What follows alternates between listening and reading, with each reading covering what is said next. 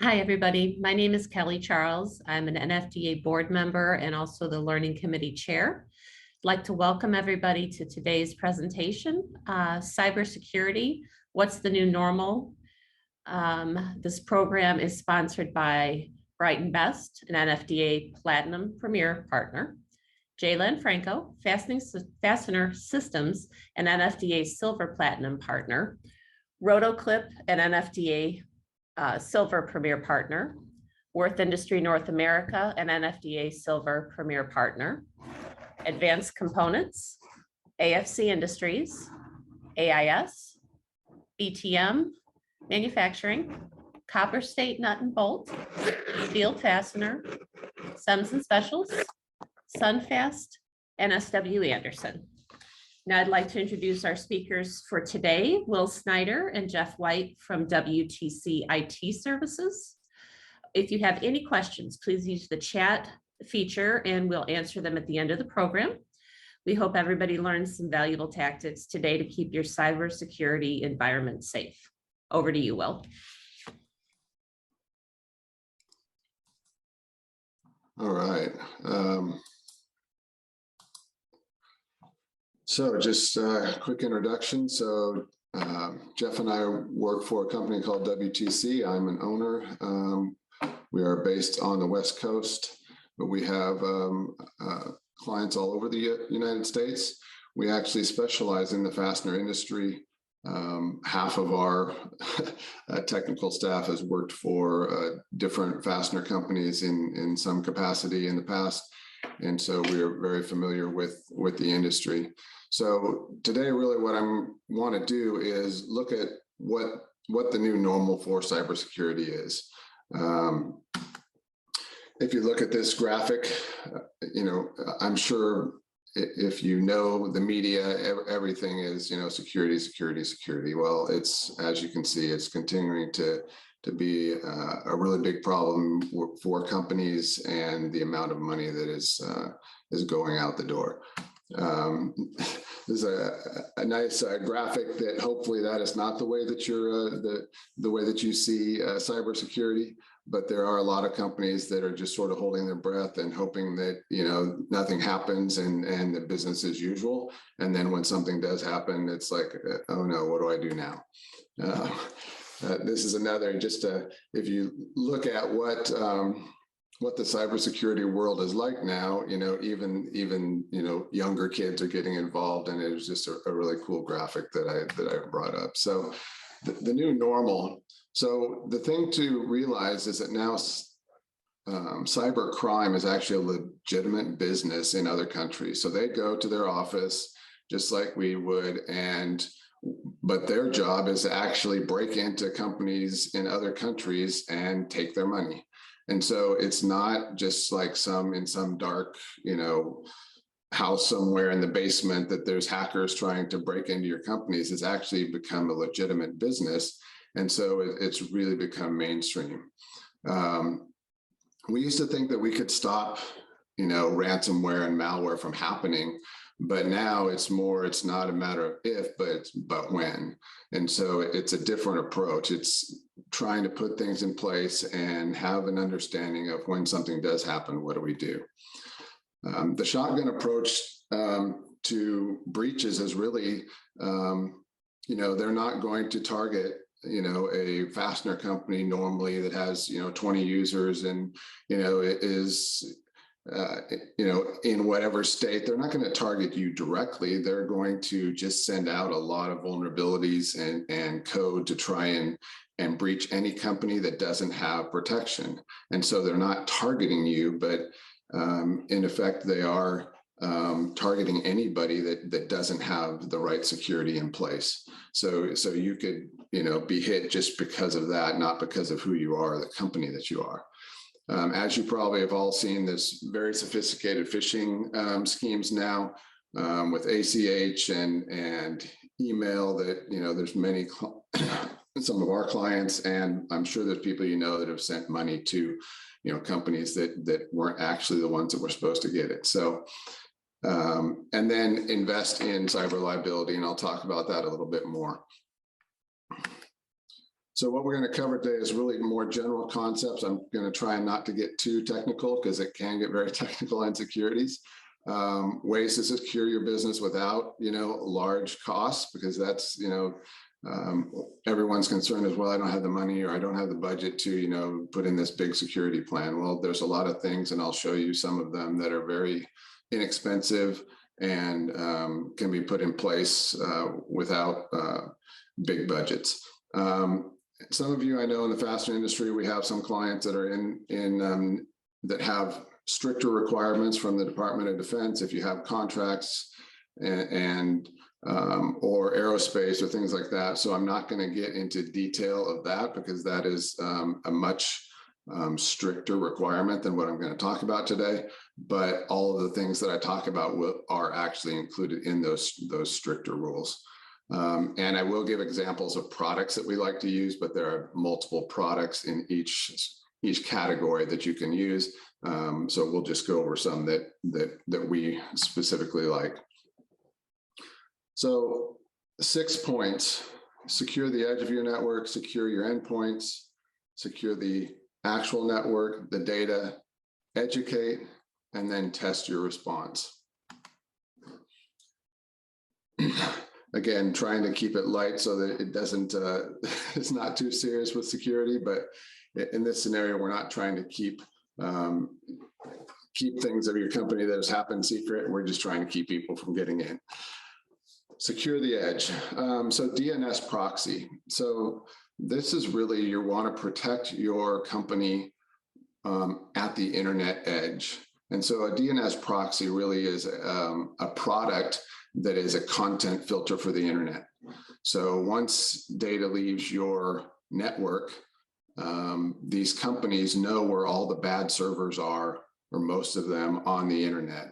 Cisco Products, which is a global company and one of the largest, has, knows where most of all the bad stuff is. And so what happens is when you have this product in place and you're sitting at your desk and you click on a link and it's a phishing link and it goes out to, say, Russia or China or somewhere like that, that is a known place or a known bad server, it actually blocks it and it will tell you, hey, this is not a good place that you want to go, even though you didn't even know that was where it was happening. So again, a product that you can put on the edge of your network to protect where you go.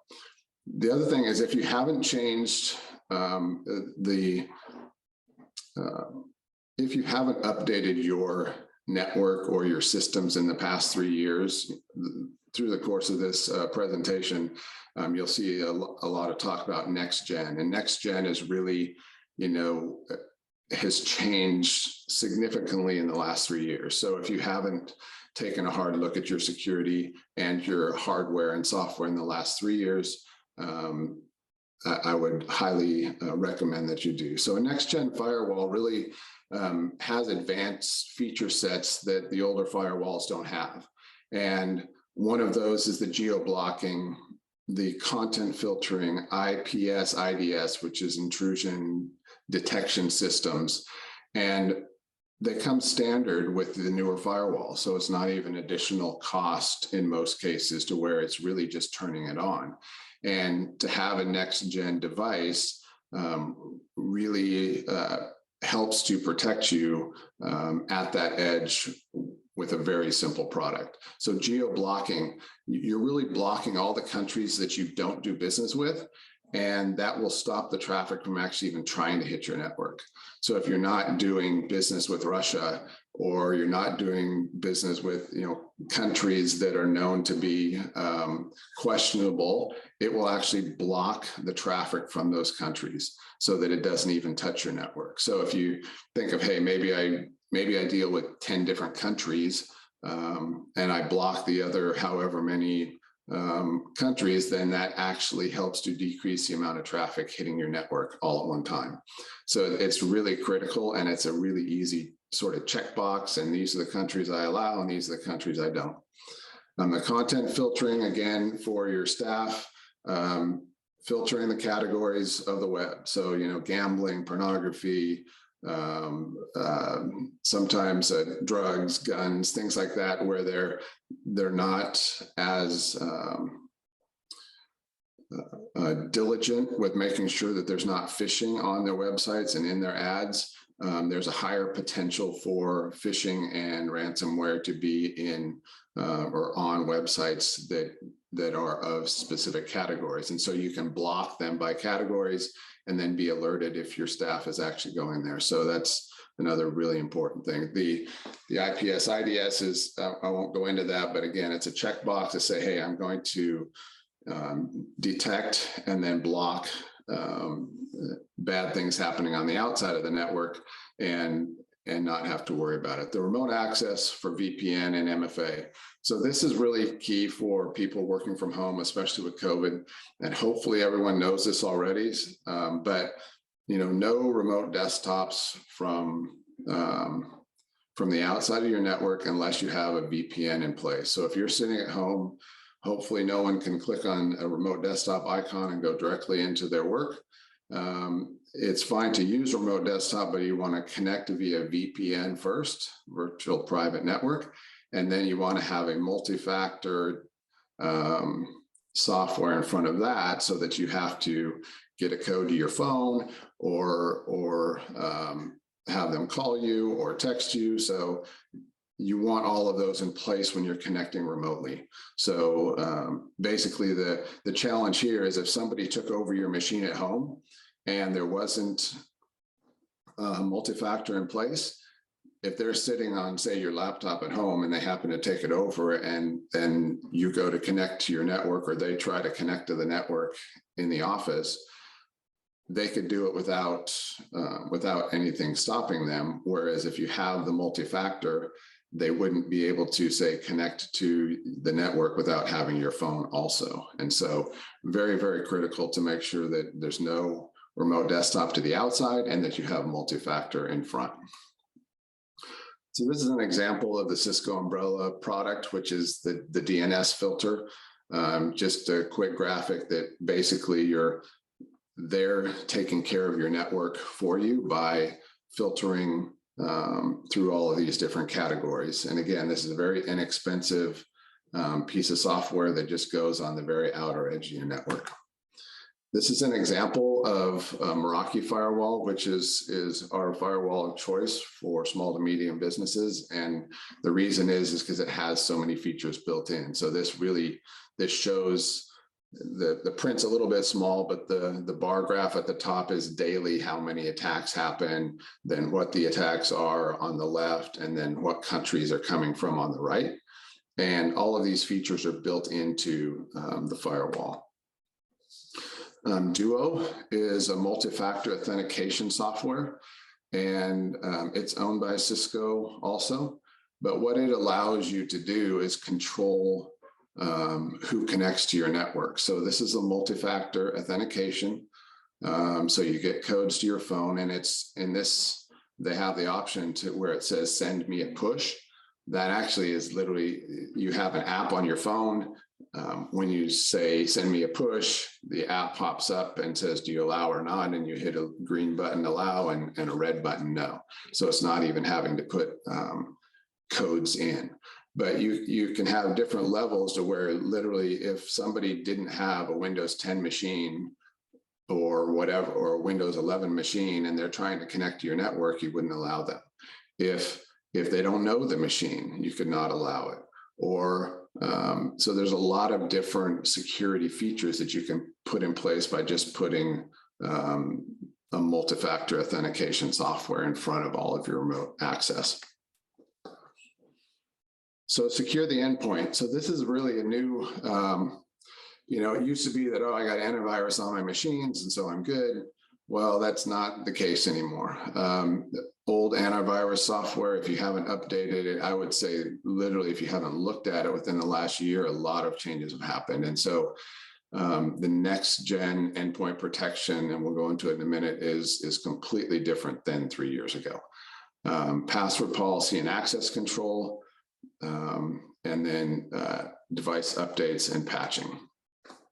So endpoint protection, I won't go into the details of these, but really what the difference is now is that you have companies that, and all the major, and there's some new ones in the market, but Symantec now has a new product, and there's CrowdStrike and SentinelOne, and a lot of different companies have these features now. But what they do is they realize that, hey, it can't just be our software sitting on a machine. We need somebody that is monitoring it, that is being alerted, that we know what's happening on a workstation, so that if it happens to be over a weekend or a holiday and no one's there, well, it used to be that, oh, if you got infected, it could be a couple days before anything happened. Well, now what it is these companies put their product on the workstations, and then they monitor it for you. So they have their network center that monitors all of your endpoints and what's happening on the network while you're sleeping or while you're on vacation. And then they're alerting you, and they're actually able to stop the threat remotely via their products. And so it's a completely different platform based on what it used to be. So they can take active control of the workstations and stop things from happening. The managed detection and response, again, is really what it says, is they're watching it, they're evaluating it and taking care of it for you, and then alerting you as to what they did. And there is even companies out there that will insure your network if anything happens, because they're so confident in their product and they haven't had any breaches, that they will insure your network for you if you put their product in place. So it's a completely different game for endpoint protection. And again, endpoint protection is laptops, desktops, servers that these products are loaded on. Password access control. Again, hopefully everyone is doing this, but at least change your passwords every 6 months with a complex requirement. This is pretty standard. The one thing that we see a lot is in the admin accounts now, is to make sure that your admin accounts are not associated with any email addresses. So if I was, say it's, Will at WTC, well, that account, when I log in, does not have any elevated admin rights. So that if for some reason somebody breached my email account, that they couldn't then log into the network and be able to move around as admin. So basically what we say is anybody with an admin rights to your network should have 2 accounts: an email address account that is just the standard base user, and then an account without an email on it that is only used when they need to have admin access to the network. So that, again, it separates, because, if you're on your phone or you're logging in remotely on a web browser or something to check your email, the chances of that email being compromised is much higher. And you don't want them to be able to then take that and be able to move around your network. Again, and then MFA for remote access. Again, the Microsoft product has MFA built into it. So does Google. So again, making sure that you have MFA turned on for your access to the office via email. Device updates and patches.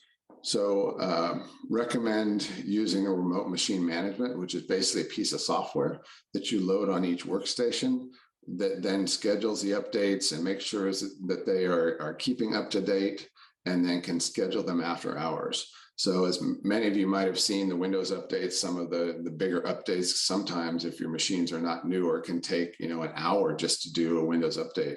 And so during that time, you're sort of disrupting your business. So having a product that you can schedule those after hours and then validate that they've happened on all your machines is what we recommend. Know your third-party software and stay current, licensing and updates. Again, it's a different world now. It's not, to say, oh, I bought this, my favorite one is QuickBooks. Well, I bought, QuickBooks 2012 and it does everything I need. So why do I need to update?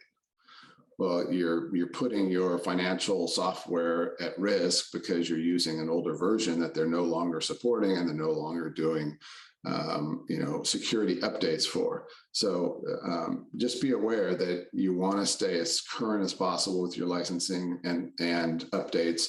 And then if it must be a product that you use that is older or legacy, that you keep that away from the internet, and you have the machines that people aren't browsing or aren't going out on the internet via those machines that have legacy software on them.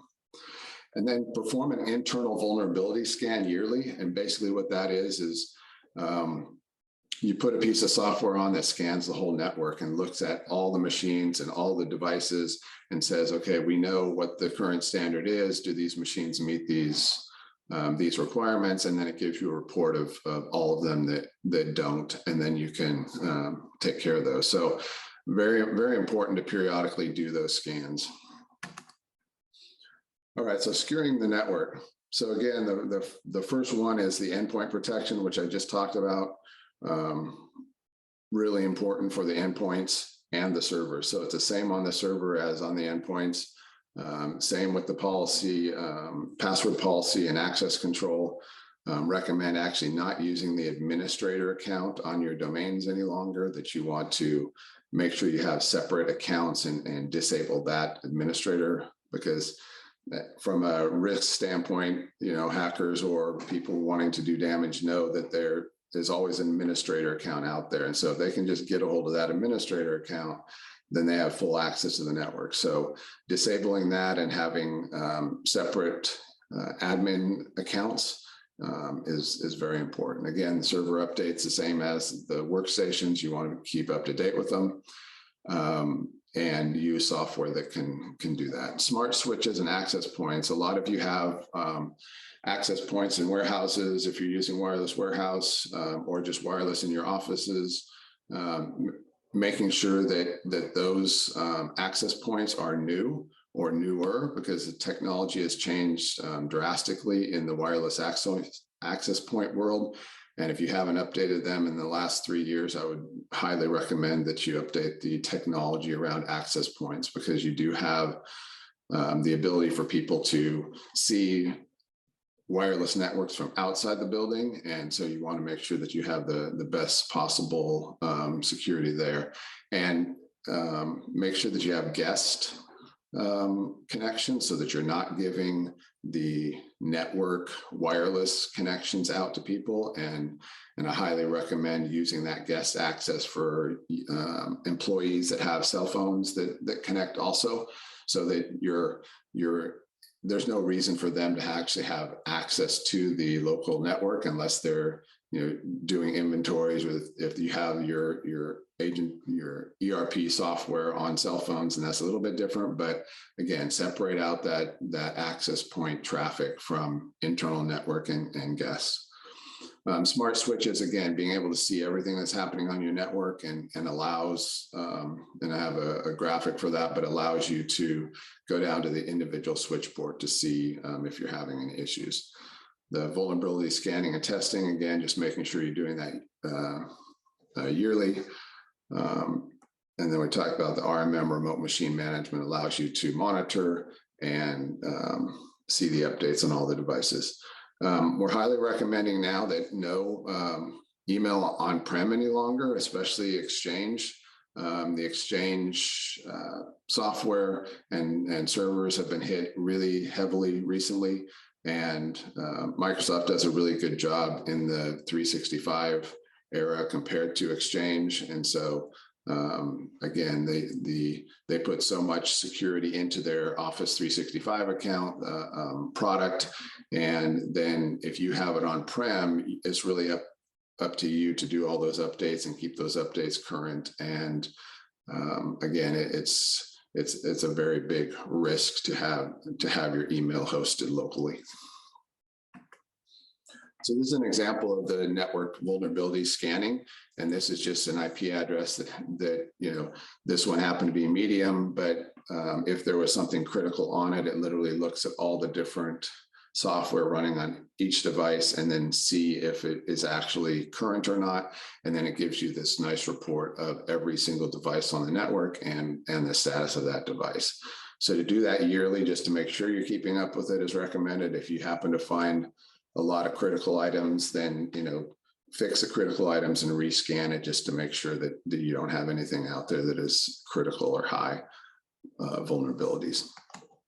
This is an example of a smart switch. So again, Meraki is one of our favorite devices, but as you can see that across the top, it's every single switch port. It tells you if something is plugged into it, if there was, tells you down below whether it's a phone or it's a device and what type of device it is, but you can literally click into each one of these and see exactly what's happening on the network. So very easy to scan and see if you have any network issues or if you're experiencing any latency or something going on, to be able to look inside the switches and see exactly what's happening. This is a product that, again, that we like. It has email protection, endpoint protection, network log monitoring, log security monitoring. So it's all in one product. Again, you get a dashboard that looks at your whole network and what's happening. And it's a fairly inexpensive product that just runs on its own again. And Scout, who happens to be owned by a company called Barracuda, which is a large, very large technology company. And so they're watching this stuff for you. And all the different points. So again, you don't have to have your staff or hire somebody to sit there and look at all these things. They're doing this for you, and then they notify you if there's a problem. So again, just an example that there are products out there that can take care of these for you without having to have a person, on site that you're paying, a lot of money for to handle your security. This is an example of the Microsoft licensing 365 platform, and there's a lot of different options now, and I won't go into these, but really, if you think about it, I'm using Microsoft, but Google has very similar ones.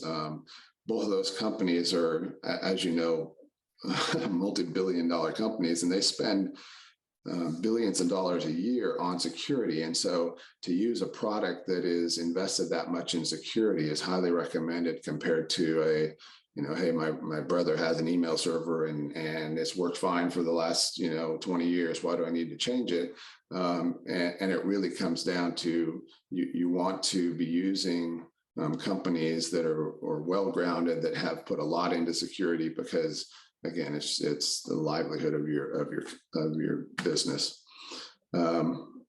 Again, a nice cartoon here, and I've actually seen this too, to where it's we forget about the paper sometimes, but when you say, oh yeah, it's we're very secure, but then paper is sitting on people's desks, or you're putting things in the trash, or you're not, cleaning equipment when you send it to be, thrown away. And so again, just a reminder. Secure the data. So this is actually the most important part of the presentation.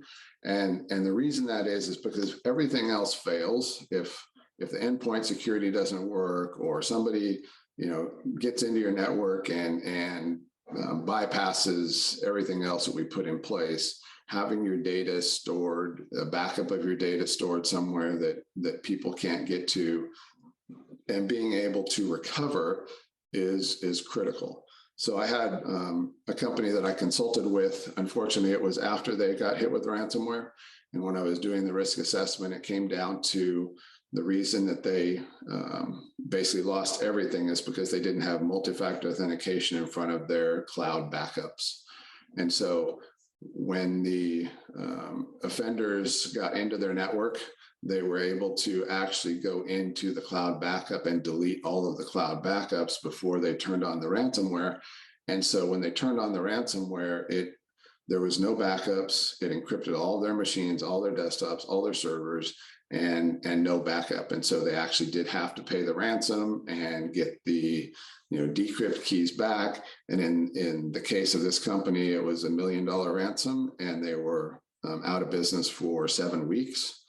And their run rate per month was about $2 million. So it was a $5 to $6 million loss on ransomware, because their backup solution just wasn't secure. If they had that multi-factor in front, and even though the machines had got corrupted, they could have brought them back, but they lost their backup also. So encrypt everything. So even your workstations now, Microsoft has encryption on the hard drives for free, no additional product. Smart cameras, again, like to see that on all the data rooms, any access into any area that the data is being handled so that you can see access and be notified. On-premise encrypted image backups, and I'll show you a product that we use, but there's many products out there now. So what you're doing is you're backing up the whole server image. So say you have we'll say an Active Directory server, which is where the users and security are, and those are backed up as an image of the complete server. So if something happened to that, I could turn that server on, turn the old one off, and you'd be right back up and running. And that would be on premise. And then what you do is you take that backup from on premise and you copy it up to the cloud. And again, these services do this automatically. And so you have a cloud backup of the same exact thing. So if for some reason everything in your actually building went down or was compromised, or if there was a fire or whatever, you would have a cloud backup. And now the cloud backups actually allow you to spin up all the servers on their site and connect to their site and run your business instead of having to bring it all back down to your site. So the out of band is really making sure that the account that you use on your network does not actually work and isn't the same account that you use on your backups. So, and all the companies now are multi-factor with the cloud backups too. So it's just making sure that you have good passwords and the multi-factor turned on for your offsite backups. But that's the critical piece, is the cloud backups of all your data and being able to test that and know how long it takes you to bring it up. Again, and these solutions are not expensive. It's basically getting them in place, working with whatever vendor you have, and then being able to test it at least yearly to make sure that it works and how long it takes to bring it up. So this is an example, one of our products that we like, and this is the company is Datto, but as you can see, so the last offsite sync is anywhere from 1 to 23 hours. The last local backup is, again, within 24 hours. The last backup attempts, they're all green and they're good. So offsite, the backup is 11.1 terabytes.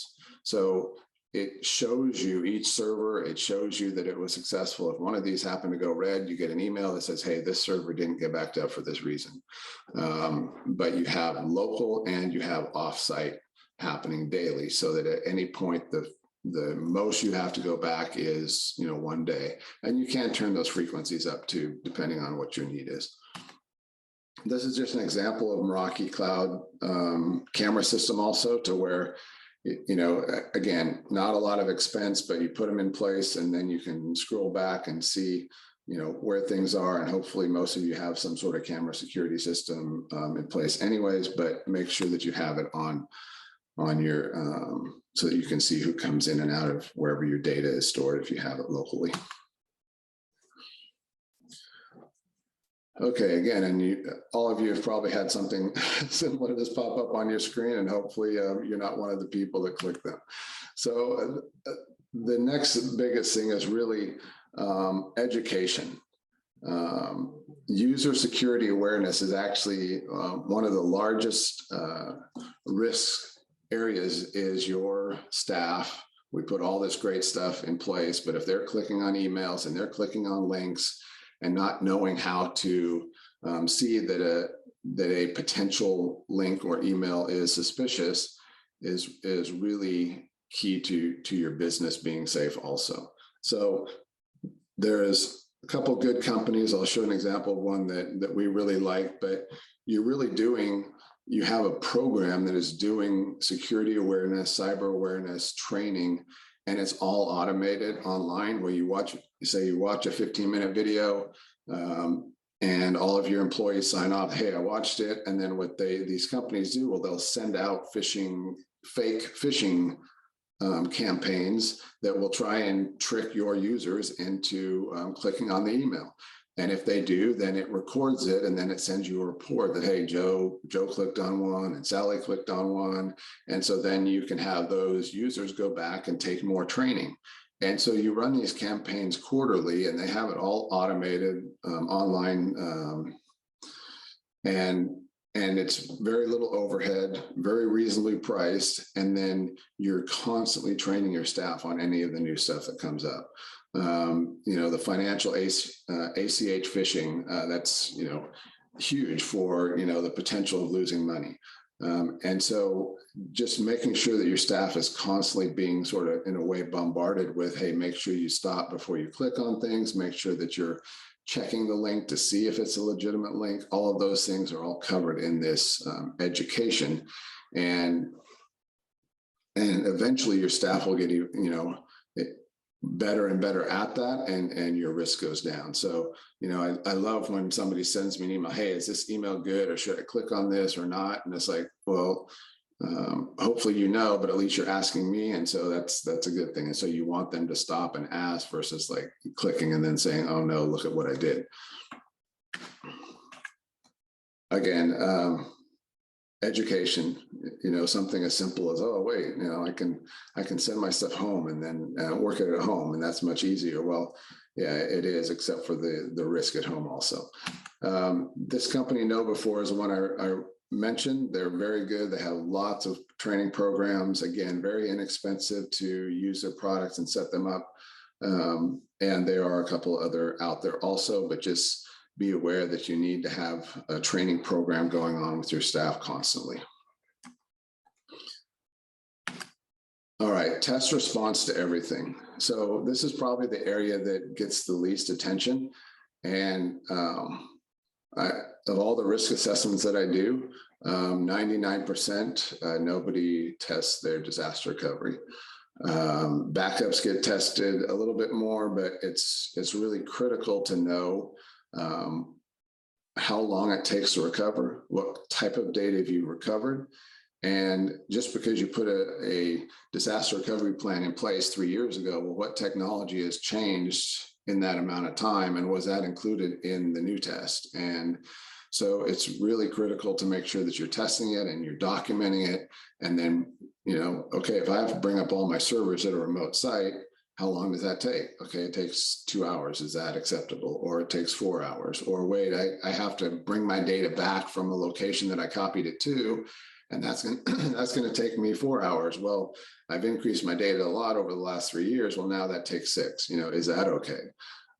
It's really making sure that management understands and then signs off on, hey, we have our disaster recovery test. It takes this amount of time. Yes, that's okay. Or wait, maybe we should spend a little more money to have that recovery time be a little bit faster. I have customers that if they're down for a day, that's perfectly fine because they can do stuff manually and then just re-enter it, the next day, and they're okay with that. But then there's some customers that don't want to be down for 15 minutes. And so the spend and the technology around one solution versus another is completely different. But unless you test, you don't know what that looks like. And so making sure that IT and management is on the same page that, hey, it's going to take this long. Yes, that's okay. And then making sure you have documentation around it. Testing the backups monthly, making sure that, luckily we're not using tapes anymore, but that used to be a big issue with backup tapes, is because you're backing them up and you think they're good, but the tape's bad. Well, now at least you have backups on the cloud usually. And so, but you do want to make sure that what's the process? How do I, get my data back if I need it? And you do that monthly just to verify it. The incident response is a new process now. And again, it's around the idea that it's not a matter of if it's going to happen, but when. And so if you do have a ransomware or malware attack or something happens from a technology standpoint, what is your response? And what a lot of people, if you've never come up against it, there's some very important things that tasks that you have to do. And so something as simple as, wait, I got ransomware and my network is down. If you have cyber insurance, one of the first calls has to be to your cyber insurance carrier, because they have a very specific line of tasks that they want done and procedures that you need to follow for you to actually be covered with your insurance. And so again, not knowing that or making sure that that would be part of your incident response. Okay, what happens if I get ransomware on a machine? Who do I call? Who do I contact? What do I do? and making sure that everyone understands that, so that so when it happens, that it's not, everyone's not running around wondering what to do. And then document all of your processes, and then use the documentation to test it. So if you have one person that always runs the disaster recovery test, well, what happens if that person isn't available when you have a disaster? What if your IT company or your IT person isn't available and there's a disaster? You need to be able to pick up that documentation or open it up and be able to follow it and know that you can recover based on the documentation that you're providing. So again, just many different types of disasters. Sometimes we think of them as being, oh, something happened in my building. Well, now it's different. It can be cyber, it can be power, it can be, any different types of things. And so making sure that your, disaster recovery is in place for any of the expected ones is very critical.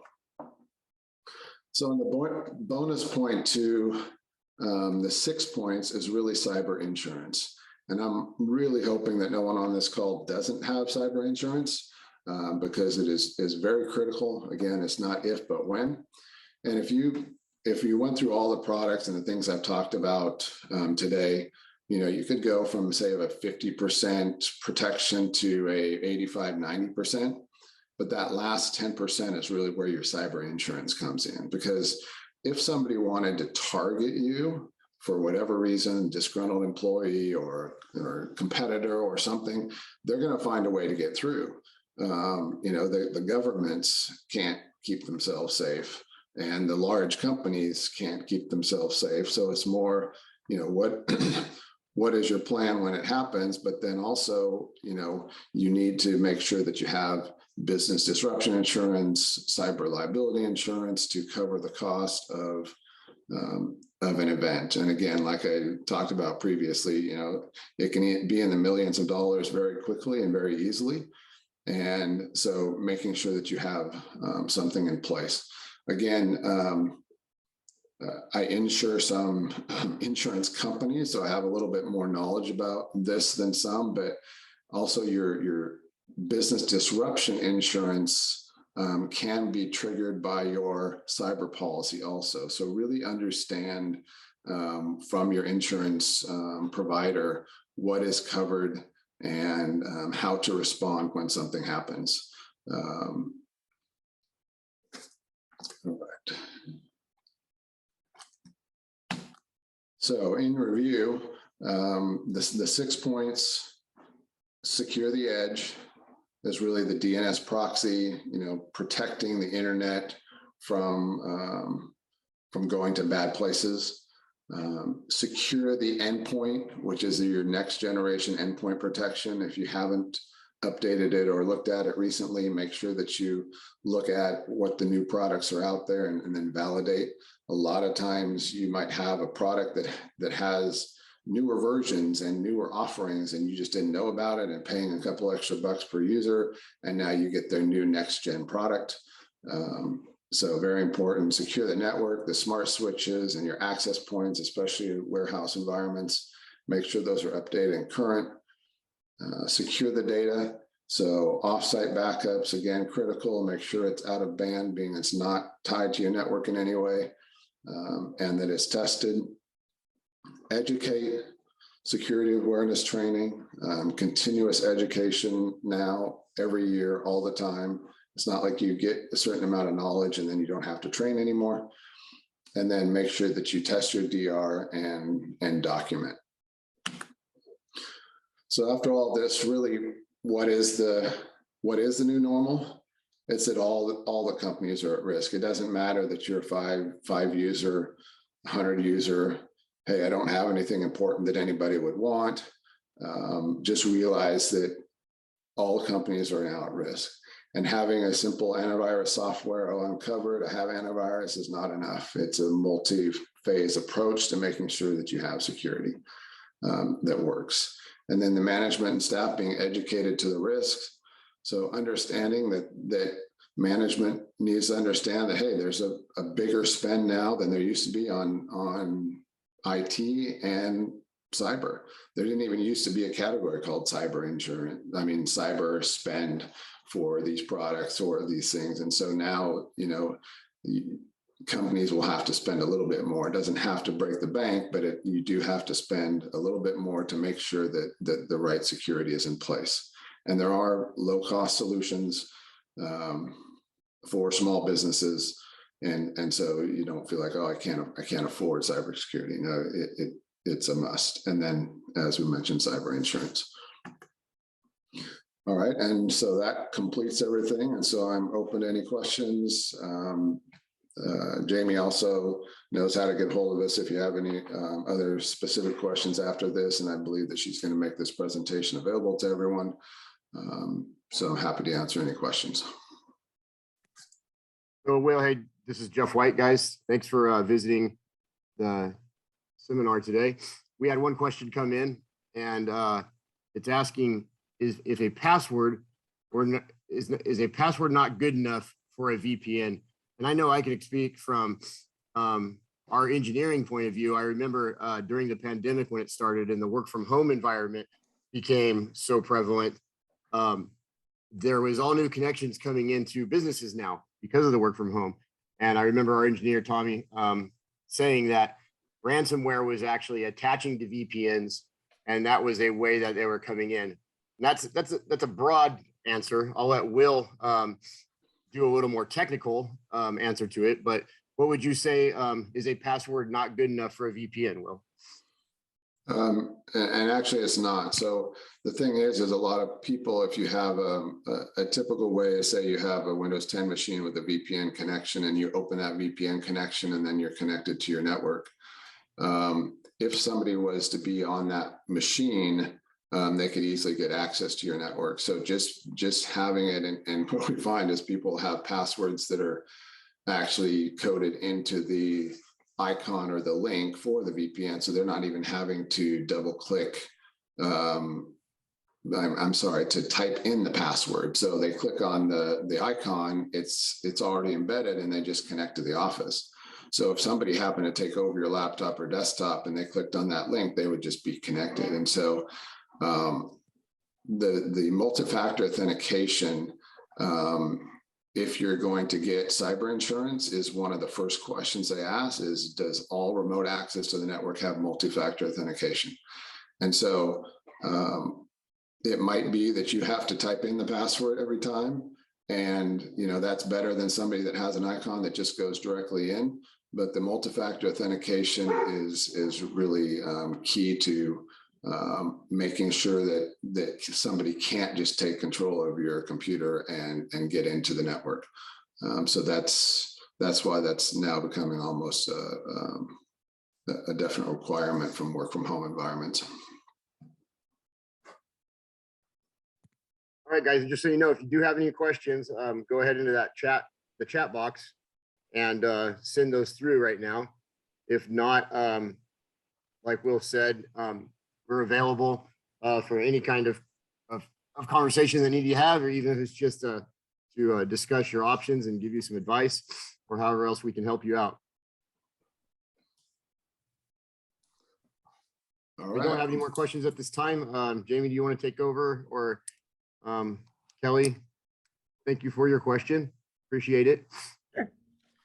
Good. Well, thank you guys for the presentation. I know this is just not as easy as I thought it was going to be.